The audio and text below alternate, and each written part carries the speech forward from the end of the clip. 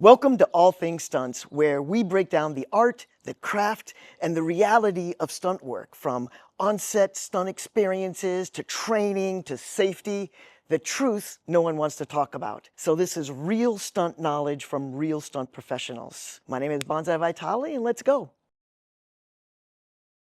We are very lucky today to have with us David Elson. David is an OG Tempest member. He's also one of the owners of Tempest Freerunning Academy in Northridge. David used to compete in some of the very first Red Bull Art of Motion competitions around the world. David also has, I don't know if you'd say privilege or honor, but he is the only stuntman to have doubled all three Spider-Men for the run of the movie. So that's pretty cool. Most recently, he's also one of the core stunt team members for Christopher Nolan's The Odyssey, which is going to come out this summer. So I want everybody to help me welcome David Elson. Hello. How are you? Good, how are you? Good. Really appreciate you being here today.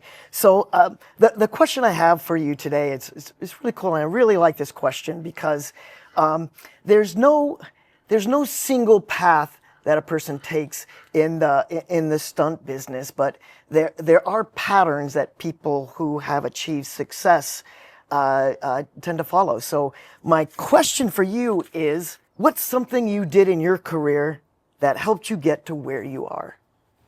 I think one of the biggest things that I did throughout my career was always making sure to just be present for everything and learn everything I could.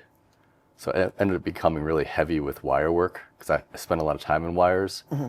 So then I learned as much as I could about the rigging. I involved myself with the rigging as much as I could without being annoying. And that's how I learned rigging, and that's mostly what I do now. But it wasn't just that, it was everything. If there's cars on set and driving happening, I'm paying attention. I'm in a respectful way involving myself as much as I can.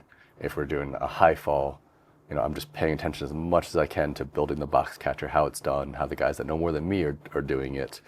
And I just make myself a more valuable asset in the future by seeing as much as I can, learning as much as I can, and also participating in it as much as I can. Nice.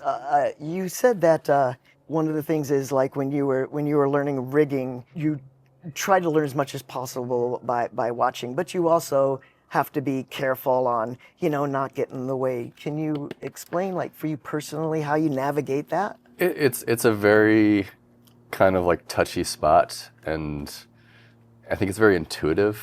I just think I'm kind of good at reading that sort of thing, and just some people are, some people aren't. But I think often stunt people are pretty good at reading that thing. If a lot is going on, maybe that's not the best time to ask a lot of questions, mm-hmm. Or if it's something that's beyond your scope, maybe you shouldn't sit there trying to help set up the ratchet. But, let's say it's not super busy and they're setting up the ratchet and you've never seen the ratchet get set up, and you're just like, hey, can I watch? And they let you watch, and somebody teaches you a little bit about it. Maybe next time it's like, they ask you, like, because you're so present, you're so, like, trying to be available, and you're like, hey, can I watch? And they ask you, like, yeah, hey, do you want to, like, do this? And you'll do something small, like put a shiv on or attach a carabiner or something like that, and then it expands from there. You just really have to gauge the situation, what's going on at the time, and decide and figure out if that's a good time to try to ask questions, a good time to try to involve yourself in mm-hmm. whatever way you can. And it's always a good time to pay attention. Yeah. That doesn't distract anyone. So I would have to say that it's sort of similar to hustling, mm-hmm. where you just have to have a really good social awareness of when you can insert yourself. You also mentioned a really good example, high falls, like setting up boxes. You say you've never set up boxes. One of the things that I think a lot of newer people tend to do, and this is what I love about you, because you've never done this. People get insecure on set, so they don't want to show, oh, you know what? I don't know very much about this, and I don't want to look stupid. But like I said, one of the things you were really good at is going, hey, it's okay not to know everything. Everybody starts out not knowing anything until you start to experience and start to learn that. Does that sort of hit right for you? Yeah, and I think that's part of this is just you can't really ever think that you know everything. Even if you know everything, you don't know everything. And like at the point that I'm at, I've been doing this for a really long time. I have a ton of experience. And I know that I don't know everything still. I know like in things I'm expertise in, I don't know everything. And so, you mentioned about like the ego and not wanting to admit that you don't know something. And that does come in. But I've learned to recognize that. And I think it's a good skill for everybody to have and go, hang on a second, and you just put that ego aside and go, this is something that I don't know. I'm here because I've proven myself. So it's not like if I go, oh, I've never seen that before, they're gonna be like, oh my God, you're fired. Right. So you can realize that and understand that, and then put your ego aside and just go, oh, okay. Like, well, I shouldn't be involving myself in this if I don't know what it is or like doing it. And this is a great opportunity for me to learn it now. Yeah, that's great. I know that in the beginning, and I'm wondering if this is sort of similar because obviously we're of different generations. For my generation, what we used to do is whenever we'd go on to set, we would say, all right, check in the ego at the door. And we'd all say that to each other. And then over the years, it just became checking. And then a little further, it just became a look. Hey, we're going to check that ego because I mean I think personally, checking that ego is what one keeps you from putting yourself in a situation that is maybe dangerous for you or somebody else. But even on a smaller level, just you want to try to get hired back by the stunt coordinator, the rigging team again. And so for me, it was always, hey, leave the ego at the door. And luckily for me, I have obviously that martial arts background, which sort of taught that humbleness. But I feel like when I'm on set is I don't see that ego getting checked a lot. And I think it's just sort of an imposter syndrome kind of thing. But you just mentioned it. It's really, really perfect that you're on set, you're working, and you deserve to be there. And I think that's a really healthy way to come at that. Yeah, I mean that's really well put, and I've seen both ends of it. I've seen people that do what I'm trying to say that I did and other people should do, and just be curious and don't think you know everything. And I've seen people ask questions about stuff, and it makes me respect them more. Be like, oh, and I'll kind of like I'll clock it and be like, okay, I'm gonna watch that person. And I've seen the opposite too, where somebody is just insecure and acting like they know everything when they're like brand new sometimes, and they obviously don't know everything, and it just looks bad. And I get where it's coming from, that it's like, oh, I don't want to look stupid, I don't want to look bad, I don't want to look like I know everything, like I should. But it doesn't work that way, and it's very obvious, and I'll also clock that and just be like, okay, that person might be kind of a problem, and you just kind of keep an eye on these things. Yeah, I'm curious for you, and I think I already know the answer to this, but when you first doubled the first Spider-Man, when you would look at the rigging and ask people, is this where that transition that you were talking about earlier sort of happened that early, or was it a little bit later down the line? It definitely started there. It advanced more later on, being because Amazing Spider-Man was not only my first movie, it was really one of my first jobs. I'd worked, a few days here and there, maybe a week on SAG projects, and then that was my first real job, was run doubling Spider-Man. So I was very new and didn't really know where my place was yet, which was very helpful, and I was very inquisitive. Naturally had that just like, you kind of know when's good and when's not. I think if I had more experience under my belt, I probably would have asked more questions and then try to involve myself even more. But I definitely did learn quite a bit about rigging back then on a basic level, and really just everything from that movie.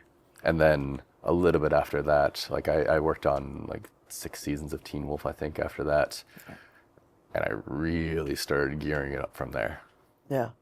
Yeah, that's great. This is really good, really good advice for you younger generation out there. This next series of questions, our next segment that we're going to do here, it's the Banzai questionnaire, and it's basically going to be 4 questions.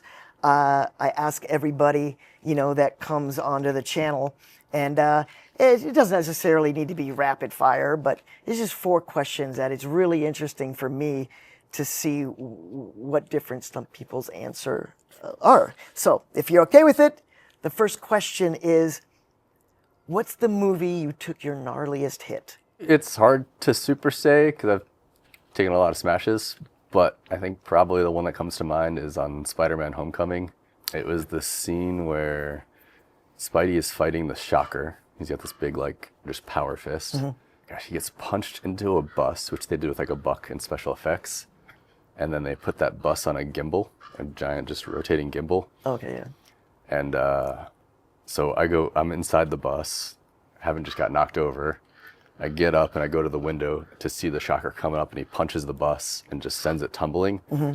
And so then they just washing machine me inside the school bus with cushions and seats flying everywhere.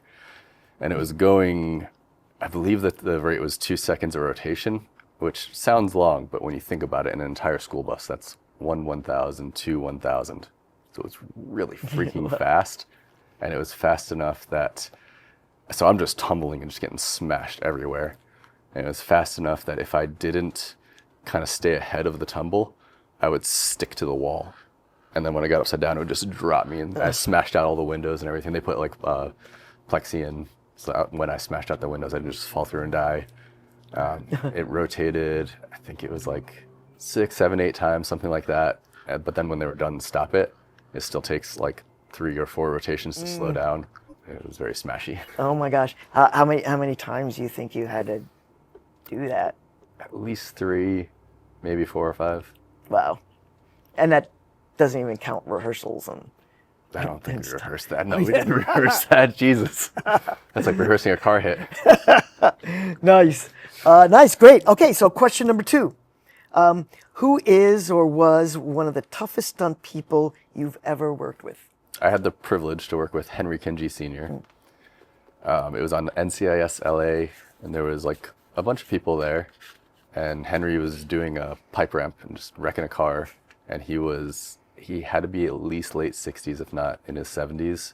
It was nothing, and he just, I knew who he was, and I'm like, oh, that's awesome, Henry Kingi Sr.'s here, that's super cool. I'm sure he's just hanging around like the rest of us. We weren't doing anything. And they're like, no, he's doing a pipe ramp. I'm like, what? And then you see it, and he goes and he does this freaking pipe ramp and smashes and flips over and just gets out and is like, oh, I'm good. Legend. Such a great guy. Okay, number 3. What's your favorite and least favorite type of stunt to perform? For my favorite, it's kind of hard to explain. I just like doing very full actiony, just stunts. And so an example of what it would be for me, one of my favorite sequences I got to do be on Amazing Spider-Man. It was just the scene where I'm Spidey running through traffic. It's 4 lanes of traffic, and I hook a corner, and there's a pickup truck and a semi-truck in the 2 lanes here, and I chase down the pickup truck. It's kind of as I bank the corner, I chase it down, and I dive and grab the back of it and slide towards the wheels of the semi-truck, and then flip into it, and then we cut. I think maybe I climbed up on the roof, and then we cut, and then I'm on a wire attached to the semi-truck, and I jump across and stick to the semi-truck and climb up and get on top of that, and everything's real. I remember one of the stunt guys, Jay Caputo, who was on that show, just comes up to me, and he puts his arm around me, and he just goes, all right, look, so there's 4 lanes of traffic, there's a camera car right on your heels chasing you. If you trip, you're going to die. Or something like that. Maybe he didn't say you're going to die, but just basically don't trip. There's consequences. It was just real. I have to do this. I have to do this right. And if I mess this up, I am screwed. Right. It's just gnarly, but fun. Cool. So and your least favorite? Least favorite? I do not like high falls. I just don't. Nice. I just don't like high falls. Nice. And you've done all right not doing them. So that's good. Okay, number 4. When this is all over, what do you want the stunt community to remember you for? I don't really know that I want to be remembered for something specifically. I think I'll probably be remembered for my Spidey work. That's just a very monumental thing. I do want to be remembered And I don't know that it really matters what for. It would just be nice to be remembered. That means that you did something that's memorable. You did something, you impacted the community, and are remembered. Great. Hey, before we wrap this up, is there anything you would like to add? Some wisdom of importance for younger people. I mean, you did a really good job of explaining a lot of things. So it's really Just, I guess, pay attention to everything. Not even just our department. Pay attention to other departments. And just like know how set works, know how stunts work, know how everything works. Involve yourself when you can, and just have that really good intuition. Work that skill of having that intuition of what's a good time, what's not a good time, where should you be, where should you not be, stuff like that. awesome. Great. Hey, well, David Elson, thank you so much for coming onto the channel. I really, really appreciate it. And thank you. Yeah, of course.